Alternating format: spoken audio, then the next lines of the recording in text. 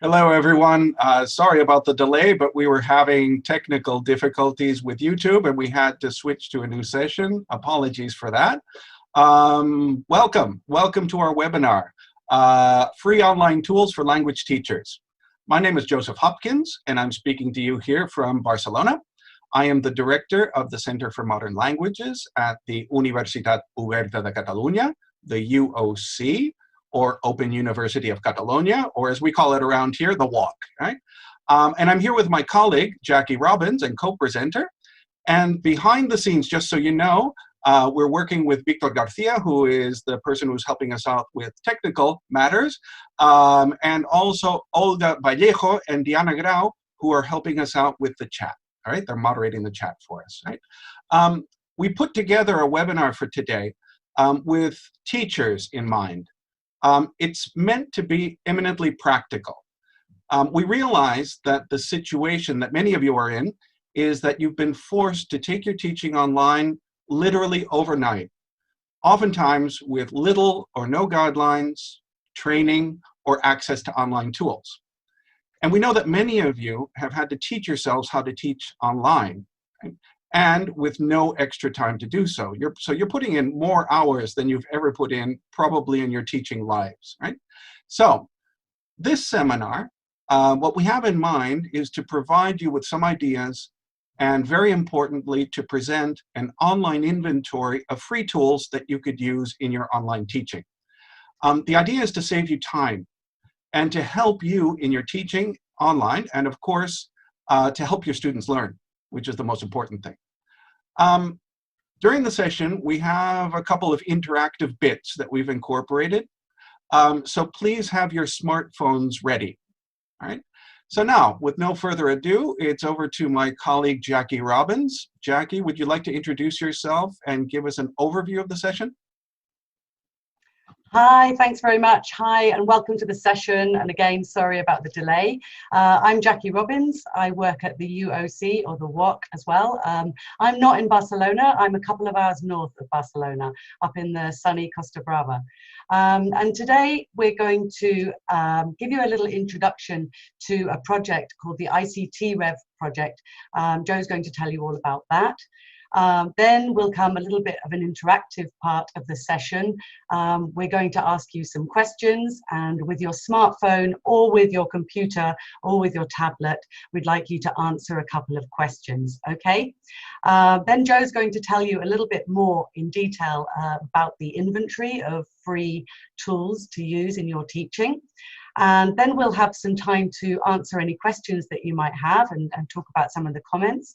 And then we'll just talk about very briefly at the end what you may hopefully take away from the session today.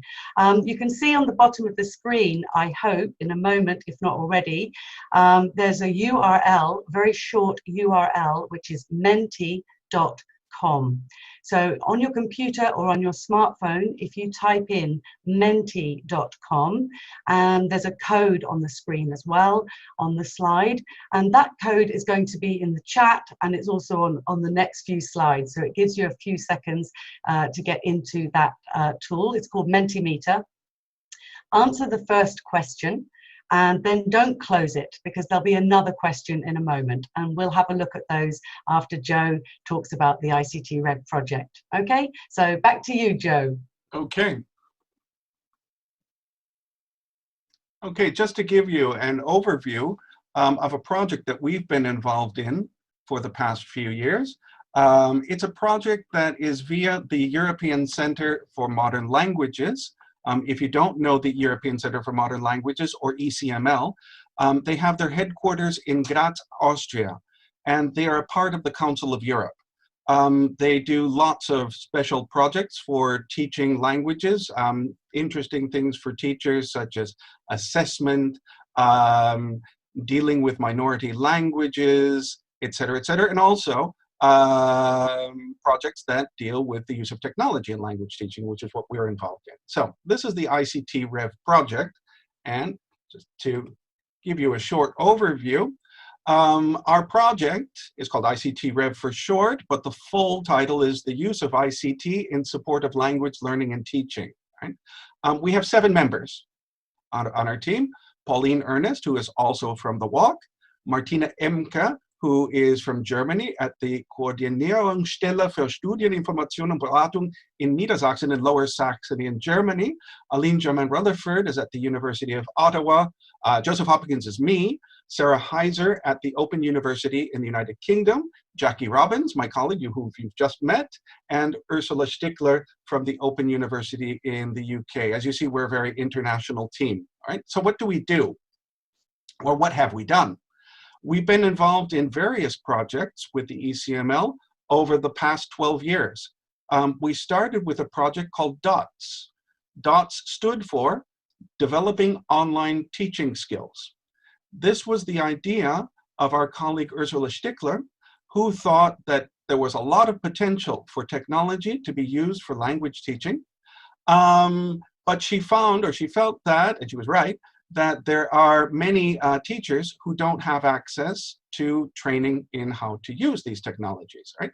So for this particular project, we developed self-study learning modules so that teachers could train themselves up in the use of various types of tools, such as blogs, wikis, audio conferencing, YouTube, etc. Right? Then we moved on to a second project, which was called More Dots. This was a mediation project in which we conducted workshops, training and consultancy workshops, not only for teachers in formal language teaching, but also others who were involved in teaching people languages, mainly immigrants, in informal and non-formal contexts. And now let's bring us to our current project, ICT Rev. We started in 2016. We do lots of training and consultancy workshops for the member states of the ECML. And we've been developing, what I'm going to show you in a few minutes, the ICT Rev inventory of freely available ICT tools, which we'll get onto in a minute. Right? Just a word about where we've been in the past 12 years. Since 2008, we've been to all of these different places giving our training and consultancy workshops. We've been to over 29 European countries, plus China and Jamaica. China and Jamaica didn't fit on the map. And we've reached out to over 1,000 language educators. Right? And over this time, we've had the privilege of working people in different contexts and with different ideas and using technology. Right? So we've had the privilege of being able to gather all of this knowledge from the different participants who have been at our workshops. Right? In our workshops, we always start ahead of time working with somebody at the local level in the country that we're going to visit. Beforehand, we have a needs analysis questionnaire, which we send out to them to find out what the specific needs of the teachers in that particular country or region are. Right? Then we design the workshop, and then during the workshop, they're eminently hands-on with people working together, sharing ideas with themselves, and very importantly, they share lots of ideas with us, which we are able to disseminate and bring to the workshops that we do afterwards. And then afterwards, we encourage the participants to go back to their schools or their centers and pass on the knowledge that they've gotten from the workshop to their colleagues, right, in a kind of cascading scheme. So that, in a nutshell, is the ICT Rev workshop, or the ICT Rev project. I'll show you the second bit of the project in a few minutes when I show the inventory of free tools. But in the meantime, it's over to Jackie. Jackie's going to look at the questions that we've asked, or the question we've asked, and see where you're coming from. Jackie? Yes, hopefully I'm sharing my screen and you'll be able to see that I'm sharing the slide where the answers from the first question in Mentimeter are already going. So it might take a few seconds for that to happen, but I can see that 200 people already have told us where they are. So I hope you can see that in a few seconds, Joe. We've got Spain, we've got people from the US here. Here we go, you can see it, great. We've also got people from Ecuador, people from the UK. Hello UK, how's everything going there? We've got people from Honduras, from Peru, Costa Rica, among other countries. So you can see that as people put their answers in, it changes in real time and makes a beautiful word cloud, okay? We might come back to that in a little while and see if it continues to grow. But if you see on your device, now I'm going to go to the next slide, if that works. Hope that works. Oh, do I have to get out of full screen for that? Sorry. I can't go to the next slide, Joe. Hey. Can you click on the arrows? I've got no arrows. Oh no. I've lost my arrows. Oh no. I know. I'm just going to minimize that very slightly. Okay. Sorry. Just going to make that a bit smaller and see if we can get to the other slide. Ah, there we go. Okay, so now on your devices, hopefully in the next few seconds, you'll see a second question that we've asked you. You don't need to open it again. It should already have happened on your device, on your PC or on your mobile phone, and you should be able to see a second question. Let me just make that a bit bigger. There we go. Okay, and in the next few seconds, some of the answers should start coming into this. So we'll leave that open for a moment. Joe, did you have any suggestions for other things people might want to do with Mentimeter? And in a moment, I'll show everybody how to create a new question, a new slide. Yeah, what I like about Mentimeter is that it's very easy to set up a question, not only a word cloud, but also questions, right, for your students. You can do a short poll, etc. And what's nice about it is that you can ask your students a question and it's anonymous. So they won't see, or you won't see who's saying what. Right, so there's lots of things there. Can we show Victor the slide again? Yeah, it's starting to change quite quickly. Okay, let's take a look. And I can see there's a combination of I can see a combination of different responses there. There's challenging is coming up in the middle. Well, I found it challenging today. But I can also see almost as big, interesting. That's great. I can also see demanding, exciting. That's a nice one. What other adjectives are you seeing there that are coming up, Joe? It's changing very fast. Oh, you can't see it. No, I can't. I can only see it very small, so I'm relying on you. Okay, so I'm also seeing, let me see, amazing. That's a nice adjective as well. Innovative. Nice to see innovative coming up here.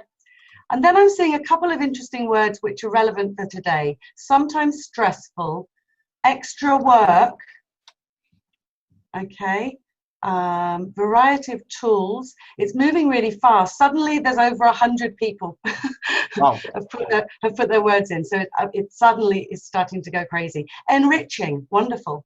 Okay, okay. Rewarding. But I still see the biggest, the only word I can see from here is challenging. Ah, there's more. There are more big words. One. Okay. Yeah. I'm also saying enlightening as well. So that's just going to keep going in the background. And then what I'm going to try to do, if technology doesn't fail me, or I don't fail technology, maybe better said, I'm going to show you how to set up a Mentimeter if you haven't done this before. Right. It's really easy. You need to create an account. It's free. Okay, so I'm just going to close the slide and we'll look at it again in a moment. And you would go to your presentations, and I'm going to set up a quick poll, okay?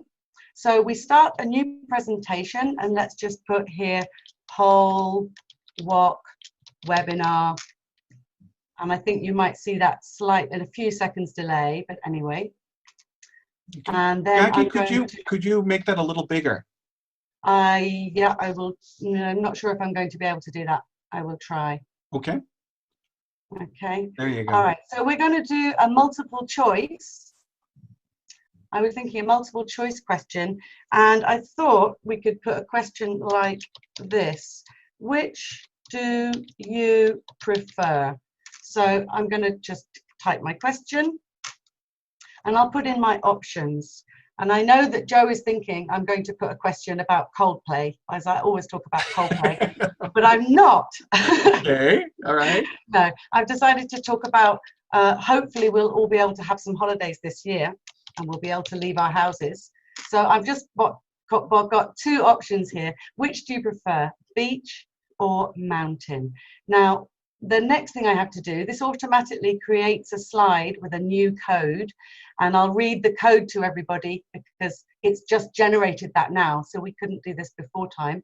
And if I click on share, no, I don't need share, sorry, present, you should be able to see a new question has come up, okay, with a new code. So the new code in Mentimeter, go in again to menti.com, and your new code is 333548, okay, and it'll be on the screen. You should be able to see that at the top of the screen if you've got a big enough screen to see that, and you should be able to vote which you prefer, beach or mountain. And I didn't take away option 3. I couldn't think of an option 3. Where else do you go for holidays? Cities. Do you go to cities for holidays? Wow. Some people go to cities for holidays. Oh, okay. Yeah, I go to museums and things like that. I don't know. So would you prefer cities over beach and over mountain? Me? Yeah. I'd like both. Okay. But I think I think I go for the mountains. Look, we have some responses. Here they come. Oh, mountain is winning. And option 3, which we're taking as other. Just other. Yeah. Okay, so everybody can see very quickly how fast this is to set up, especially if you're not live in a webinar. It's really easy to set up. And there used to be a limitation in Menti where the code lasted for 4 hours, but now by default, these codes last for 2 days. So these codes will be operational for 2 whole days. So you could use this with your students, perhaps. Having done something online, you could have read something and you could ask them a quick comprehension check question, for example, or it could be a pre-reading activity, pre-listening activity. Wow, it goes up so fast. Look, 76 people already have put their answers in, beach or mountain. Wow. Well, okay. And you just created that, so. I know, it's good. It's very easy to do. One drawback I find, though, with Mentimeter is that in the free version, right, a lot of the tools we're going to show you today have free versions and they've got premium versions. In the free version, you're only allowed to make 2 questions per presentation. All right, so for each code, maximum of 2 questions. Right? If you pay for the premium, then you can have more questions. But I mean, sometimes 2 questions, that's just enough. Yeah, so that one just has the 1 question. If I wanted to add a new question, I could easily add a new question. And you have different types of questions that you can ask. There are lots that are here. Multiple choice, the word cloud, which we have already seen. There's one for ranking, open-ended, and you can also use images as well, which is great. Okay, so I'm going to hand back to you, Joe. Do you want to tell us a little bit more about the inventory? The inventory, okay. So if we could go over to me and show my slide. Okay, as I said before, we're going to show, this is the main part of the presentation here, is to show you the inventory of ICT tools and open educational resources, right? This is the other part of the ICT Rev project that we have been working on, aside from the training and consultancy workshops. Okay, so if we could show, there it is, my slide. Okay.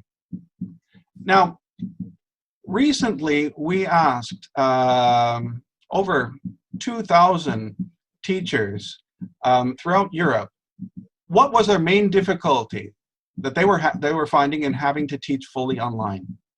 Right? They wrote in open questions, and we took all of their answers and we put it into a word cloud creator. And this is what it looked like. Like this. The big words here are online teaching tools. And we also see lack of online teaching tools. All right? So teachers are finding that they don't have enough tools in order to be able to teach online. However, if you look, there are all sorts of tools available on the internet, but there's a problem here. There's a huge number of tools, maybe too many. Also, another problem is that new tools appear and new tools disappear every day. You might find a tool that you really love and then suddenly it disappears, right? Also, sometimes tools that used to be free start charging for their services, right? So you no longer can use them unless you can get budget to actually pay for a license, right? And the big problem that teachers have, especially now, is the problem of time. Who has the time to keep up with all of this? Yeah. Right? Yeah, and there are some people that think that teachers have all the time in the world now because they're not actually teaching face-to-face, but actually it's the opposite. Teachers are being stretched to the limit more than ever these days, right, with the COVID-19 situation. Okay, now this is where our inventory comes in. Our inventory looks like this. Right, I'll show you a live version in a second. Well, actually, we can go directly to the live version. Okay. All right, here it is. Here's our inventory. It's at www.ecml.at/ICT. Right, we'll give that to you in the chat. Okay, and this is what it looks like. On our inventory, we currently have 143 items, 143 different tools. Right, in order to be included on our inventory, there are a number of criteria that need to be met. First of all, 1, is the tool potentially useful for language teachers or learners? And 2, is it freely available, or is there at least a free version available that does enough so that it could be useful for teaching or for learning languages, right? We also look at the quality of the tool itself. If it's something that doesn't meet up to our standards of quality, we don't include it, right? But back to the idea of free. Why free? Basically for 2 reasons. There are many schools in the world, in many areas, that don't have funds to purchase licenses, right, on the one hand. There are schools in other places where there are actually funds, but sometimes the teachers have to go through a lot of bureaucracy and paperwork in order to get the funding approved. Right? And that could take months for the approval to come. And you want to use the tool on Monday, right? So that's why we look at free things. First of all, you know, for people that don't have access to funding for licenses, and secondly, for people that have funding, but the bureaucracy is too complicated. Anyway, we've got 143 items on the inventory right now. The latest tool appears in the upper left-hand corner. That's PPELT. Okay. Most of these, and what's important to point out is that the inventory is all user-generated. These are all tools that have been suggested to us by teachers, right? Many of the people that have suggested tools to us have been participants in our workshop over the years, but others have been people who have visited our website, okay? So very importantly, as I go down here, actually maybe I should make this a little bit bigger. Oops, hold on just a second. There we go. Okay, I hope you can see that a little bit better now. There's a button here. There's a link to suggest a tool. If you visit our inventory and you see that your favorite tool that you know is free is not there, simply click on this button. You can put in the website, the URL of the tool. You can put in a comment that's optional. And then you have to fill in this CAPTCHA to show that you're not a robot, all right? Once you've done this, this will go into our vetting system. We will get the message in our database that says that a new tool has been suggested. We'll take a look at it, make sure that it is free, make sure there's a free version available, make sure that it's useful for language teaching and learning, and then we'll write up a description of the tool according to our guidelines. Let me go back just a second. Okay, so if you're looking for a tool, you want to do something, right? How do you do this? We have a series of filters right here. Audio record share, blogging, bookmarking, citation management, etc. Right? Say, for example, you want to make a crossword puzzle, an online crossword puzzle for your students. Click on Crossword Puzzle Creator. Click here on Filter, and then you'll get three different options. We've got three different options for creating crossword puzzles: hot potatoes, Eclipse crossword, or learning apps. Learning apps is one that I particularly like. If we go and click on that, you'll go into the description of learning apps. Each one of our tool descriptions has a description, a short evaluation of how it could be used, right? A video tutorial, and then there's the categories and other information about the tool. So you can look at the description and decide whether you feel that this is something that could be useful for your teaching, right? Learning apps is not only a crossword puzzle creator, but it does lots of things. It makes quizzes, makes all sorts of different types of things. You could take a look at that if you like. It's one that I particularly like. There's all sorts of other things here. So when you have a chance, just go to www.ecml.at/ICT, and you can take a look at all of the tools available. There are 143 different categories: crossword puzzle creators, quiz makers, game apps, etc., etc. So what we'd like to do now is just show you a few of the tools that we do have on the inventory, just to give you an idea of some of the things that are there. So Jackie, would you like to share your screen with us? Yeah, I'll share my screen if that's okay. Victor can put me up and I'll show the screen. We were talking to a few teachers recently, and these are 4 tools that came out as being sort of quite popular for various reasons. They're all slightly different and they solve different issues. I mean, tools, what are tools for? They're not just to look pretty, they're there to solve a problem, a pedagogical question, an issue that you have.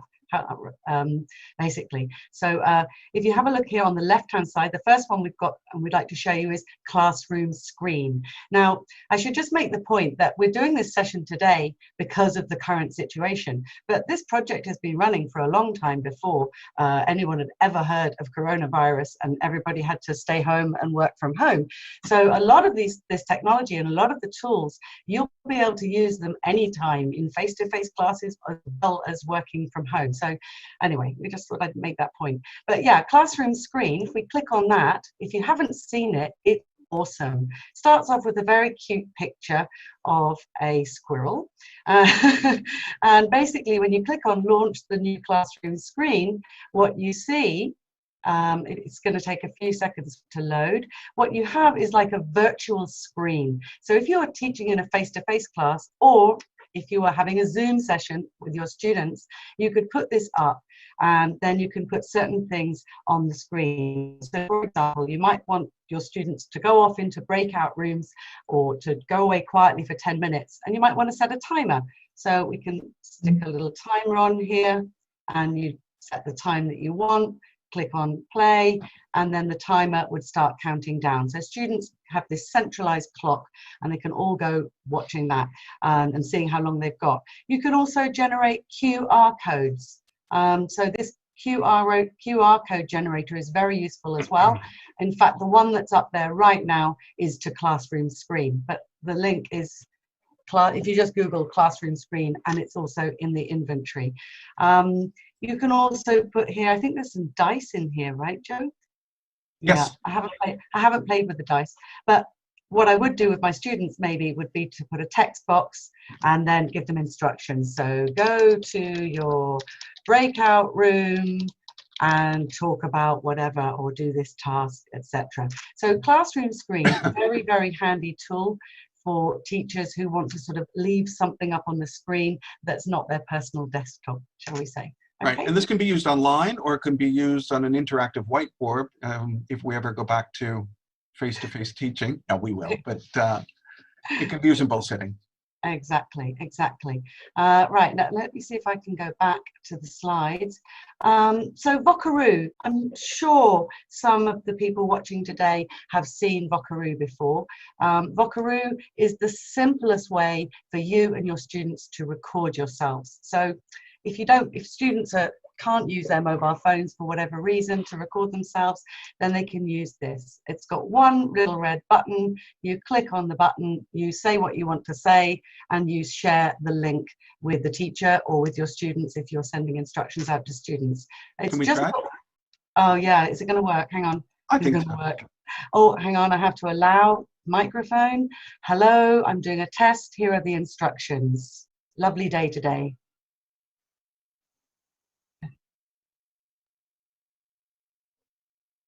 Microphone. Hello, I'm doing a test. Here are the instructions. Yeah, there you go. Yeah, sorry. Okay, so yeah, it's very quick to record, and then you can save the recording, and then you can share it with other people. Okay, so that's Vocaroo. Great, great tool. One thing I discovered about Vocaroo, just a second, but you can create a QR code of your recording. Oh, okay. And then you could put that QR code in your classroom screen. Just a thought. Yeah. Now you're just getting flash. I know. Okay, let's have a look at the other one. We put up wheel decide because we love wheel decide. So wheel decide, we've prepared one wheel. Okay, Joe, you're going to practice your regular verbs in English. I'm going to click the wheel, spin, and it makes a really lovely noise. And I've got the verb think. So can you make a sentence using the past simple of the verb think? I thinked about, no, I thought, I know the answer.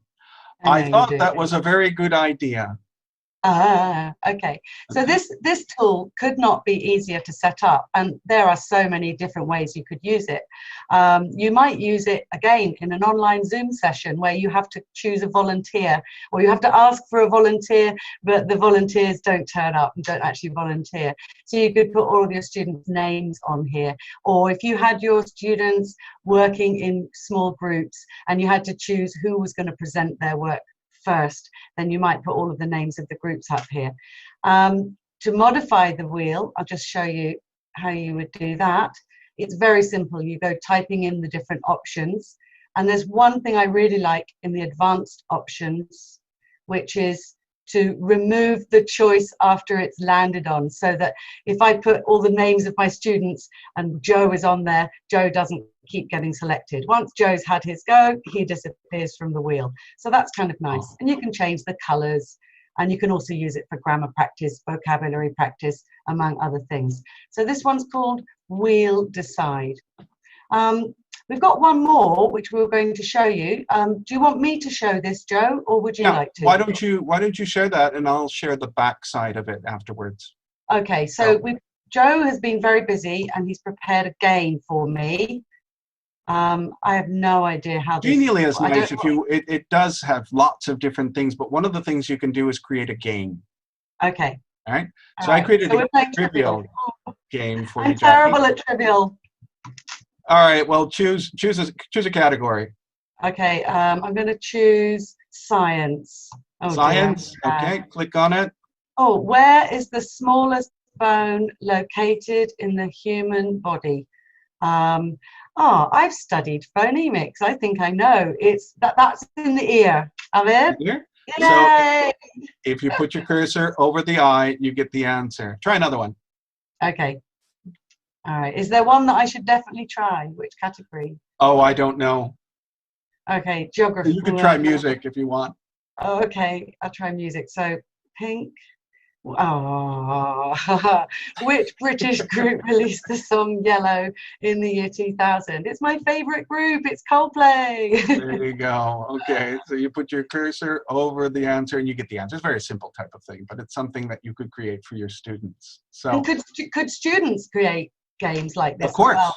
Of course, of course. I mean, with a lot of the tools that we're showing, and if you want your students to get collaborative or creative, right, you can have your students creating the games. You could have your students create quizzes for one another, etc. Crossword puzzles for them, for each other. Lots of different things. What is this question? I don't know this one. The footballer Edson Arantes do Nascimento is better known by which nickname? I have no idea. Football. Oh, whenever you get a football question, and I never know the answers to these either. There's only one answer I always give, and it's right. Oh, I don't know. I'm going to have to. Look, yeah. Okay, hello. It's Pele. Yeah. I have actually heard of him. Yeah, I've actually heard of one footballer in the world. Okay, so let me show you my screen, and I'll show you what genially looks like behind the scenes. Okay, Oops. There we go. Okay. Let's see my screen.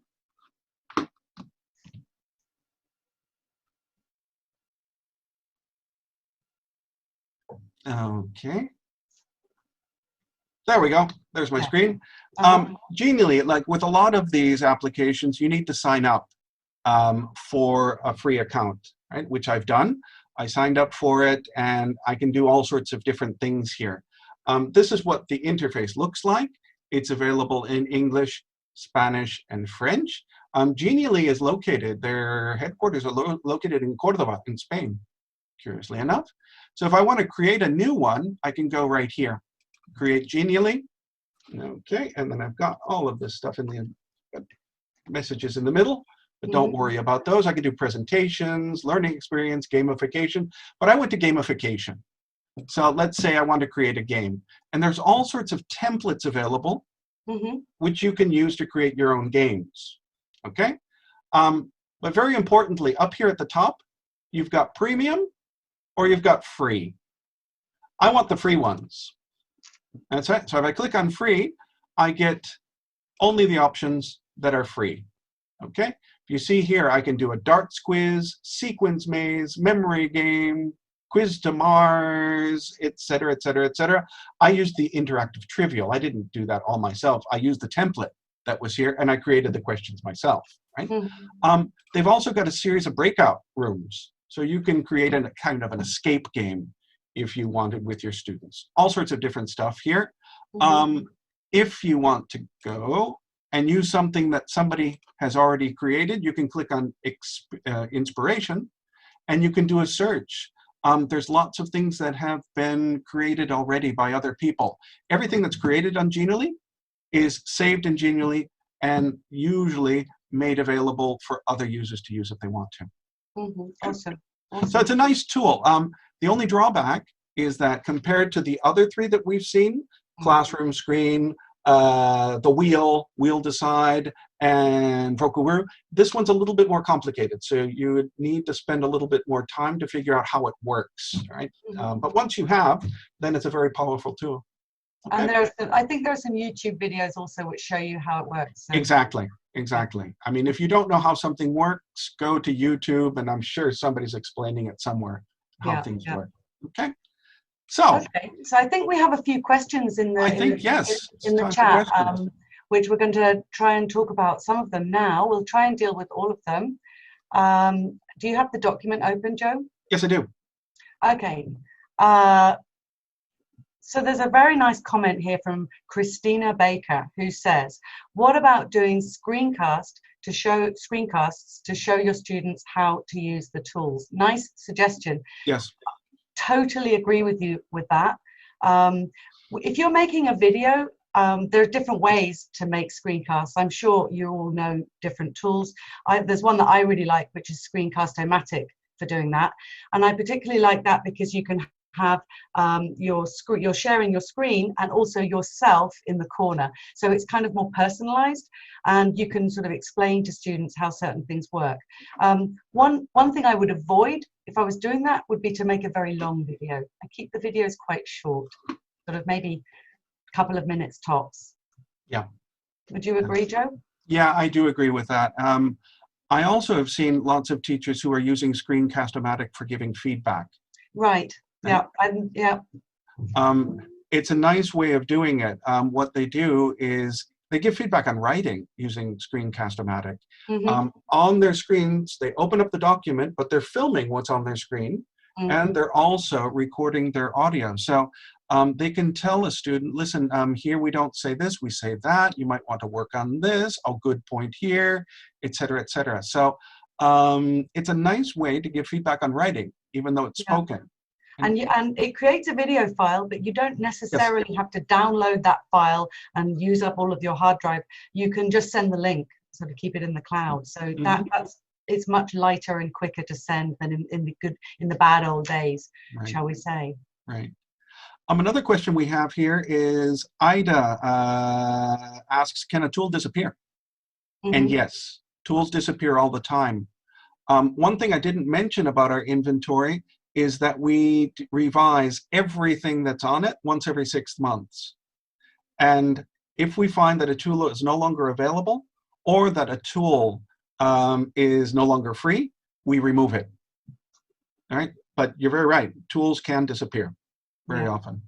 And not only disappear, they can actually sort of go from being completely free to not being quite so free. And that's another thing that we try to keep an eye out for. It's difficult to monitor and keep on top of every single tool at the same time, but we do our best. Right. There's a very nice couple of questions here which are kind of connected from Naomi. She says, can you recommend free collaborative tools? And the other question, which is, I would say, a little bit related, is there a board where teacher and students can write at the same time? So what would you suggest for that, Joe? Well, collaborative tools, it depends on what you want your students to do. Yeah. You always start with a learning objective, right? And say, for example, your learning objective your learning objectives are to give students writing practice, to give them practice in giving each other feedback, to give them practice in collaborating with one another, which is not a specifically language-related competence, but it's something that oftentimes in language classes we're working on. You might want to use something like Google Drive and Google Docs, right? That students can, start a document, share it. They can write on it together. They can write at the same time. The teacher can write at the same time as they are. The teacher can give them feedback via comments and things like that. Is there a board where teacher and students can write at the same time? And I think that if we're talking about a pin board or kind of a blackboard type of thing, Padlet is a good one. Which we're going to show you in just a minute. Padlet allows you to post notes, allows the users to post notes on a virtual board. There's another one called Lino, which does something similar. They have pros and cons. Padlet is really nice, probably more well-known, but the problem with Padlet is that you can only have 3 maximum as a teacher if you're using the free version. If you want to create a 4th, you can just open another email address, but you end up with 25 email addresses. That's the problem. Exactly. Well, you could do that. There's ways around it. But what a lot of teachers do is that when they have to open a 4th board, they delete the last one. Yeah. They delete the first one that they created. So not ideal, but we'll show that. Okay. Okay. Yeah. Then we have a question here about problems in reading comprehension. So Luisa asks a question. Do you know about tools for kids with learning problems in reading comprehension? So we've just added one tool to the inventory, which is the picture books one, the Pepelt. I don't know if I can show it on the screen. Hang on, let me just open it up and put it onto my screen before I share. 1 second. Okay, I can make it quite big, and then I can click on the link. So hopefully you can see that. This is the latest tool that's been added. It's not specifically for people with learning difficulties, but it is definitely for young. There's a couple of questions here also about younger children. This is not a tool. So in addition to tools, we also have some links to places which are kind of other links to big resources. And this is picture books in European primary English language teaching. It's only for English. Many of our tools could be used for other languages, but this is actually only in English. But in here, you have a whole load of mini lessons, themed resources, and the lessons include picture books, and you can actually see the picture books. And what is absolutely wonderful is that the authors are reading the picture books out with the book in front of them. So there's some lovely visual material there. If your students have access to be able to watch a video, you might be able to find some inspiration, at least, of the kind of books to get kids at least a bit more enthusiastic, a bit more interested in reading, and sort of dealing with reading from an images start. Okay. Another question we have about listening comprehension. Uh-huh. Christina Cava asks, if you had to give a listening comprehension test and set a time limit to the time of the activity, we'll be able to time the activity will be available for the students, which tool would you suggest as your first option? Moodle. Moodle has quizzes.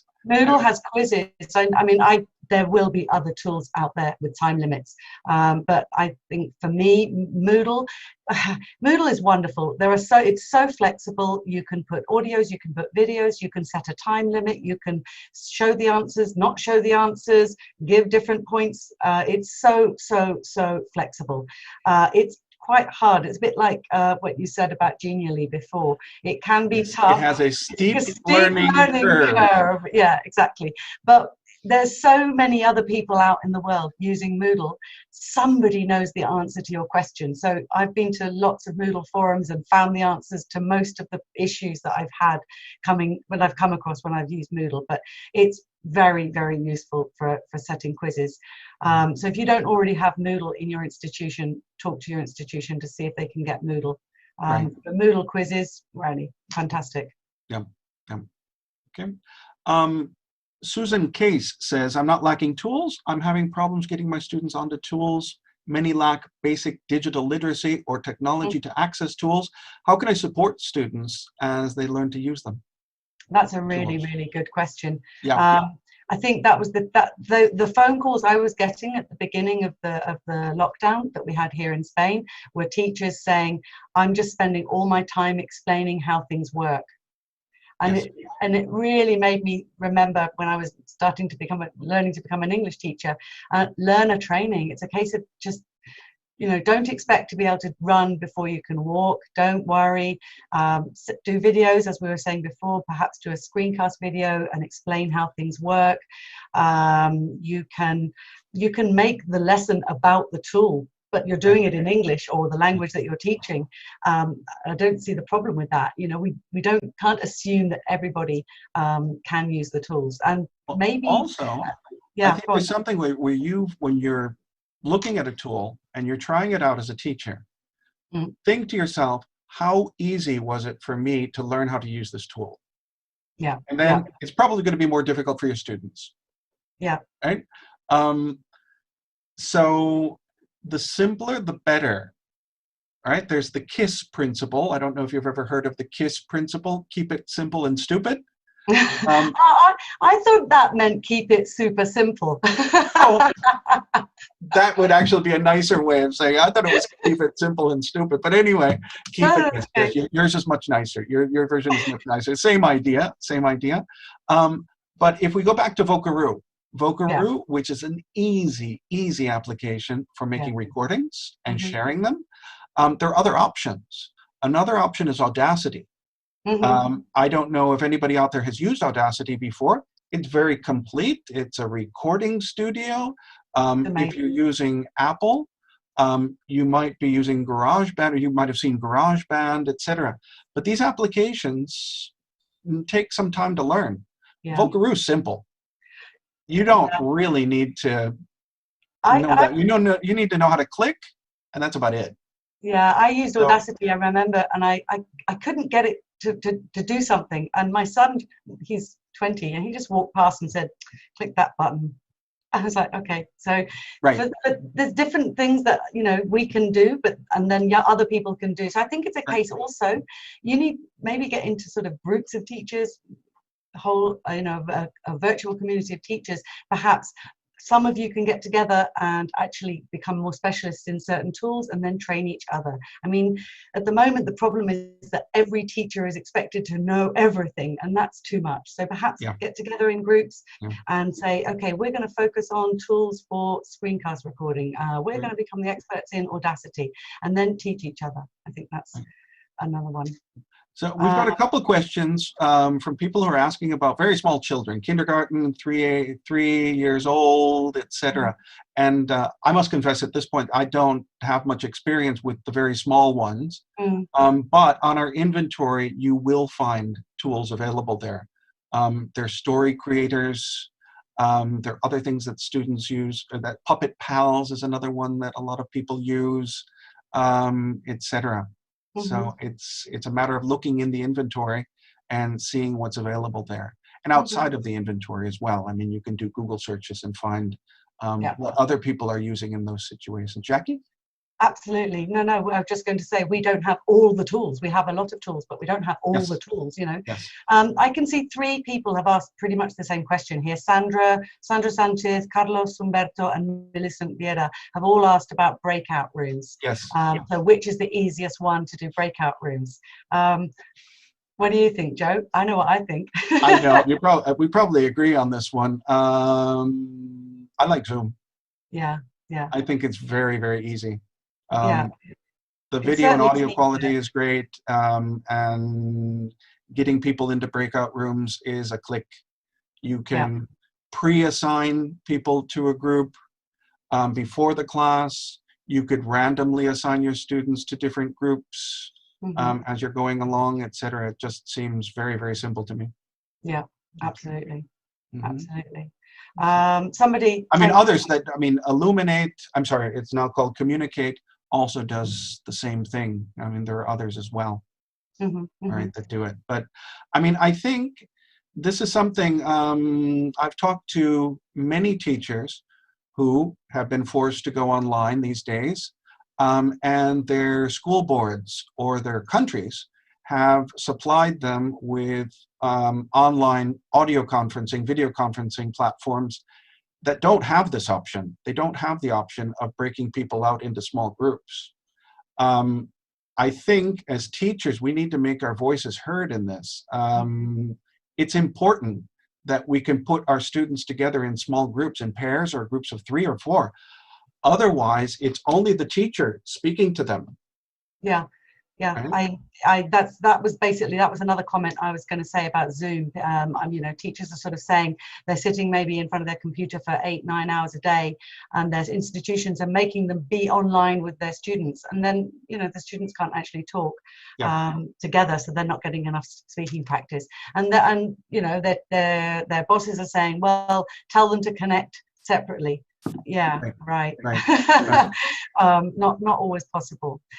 Somebody here on a related point to that, there's, you know, in the past few years, a lot of talk about the flipped classroom, where the students are doing the prep work, they're watching videos, they're reading, etc., right, to prepare for the class, where the collaboration happens, where they get together in their small groups with their partners, etc., etc. I think one thing that's important to bear in mind these days is that we may need to flip the classroom back.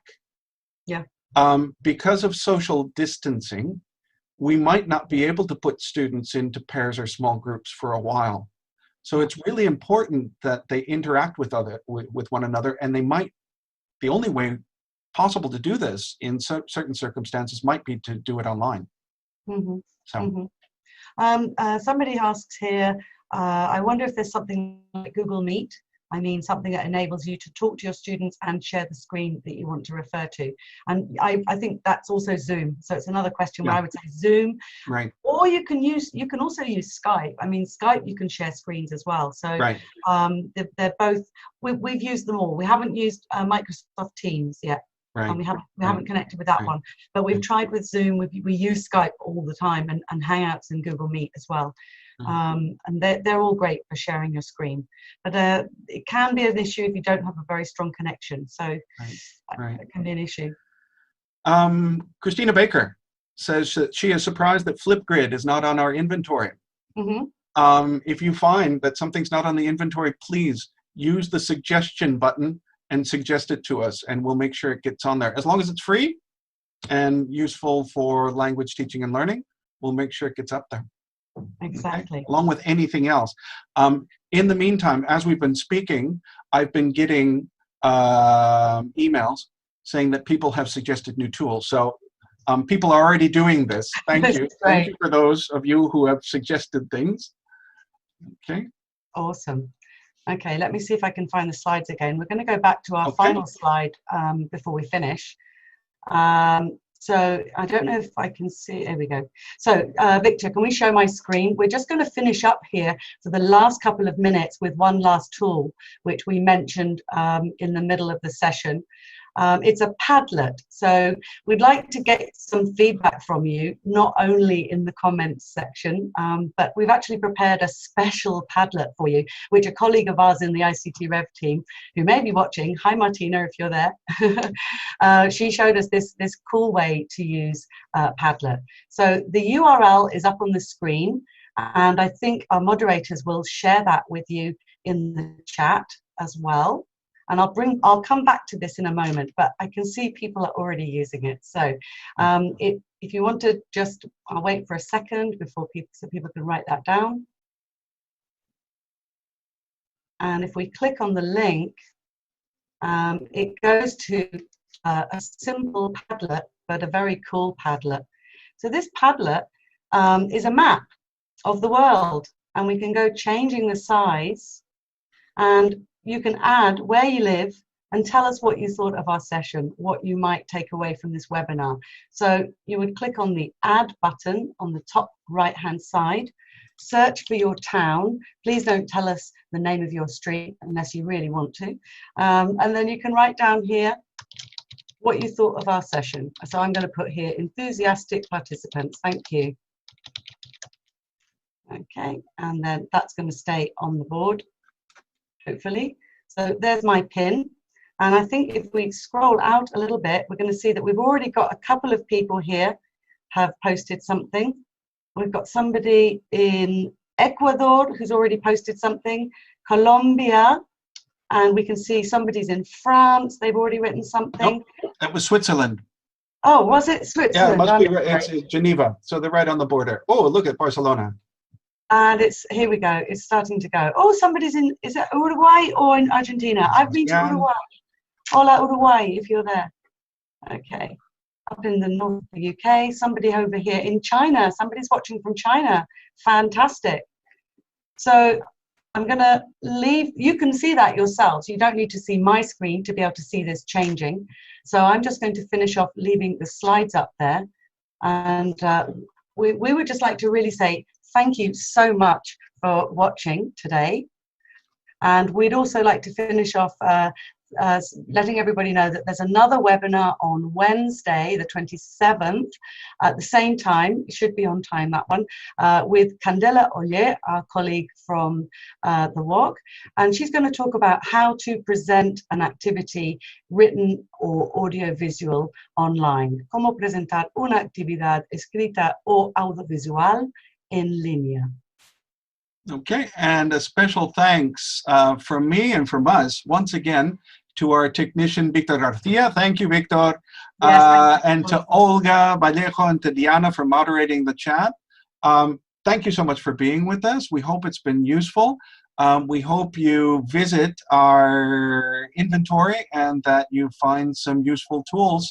I'm sorry we couldn't get to all of your questions, but we're out of time right now. And sorry, once again, apologies for the slight delay at the beginning. Okay, but thank you, everybody. Yeah, thank you very much. Stay safe and stay well.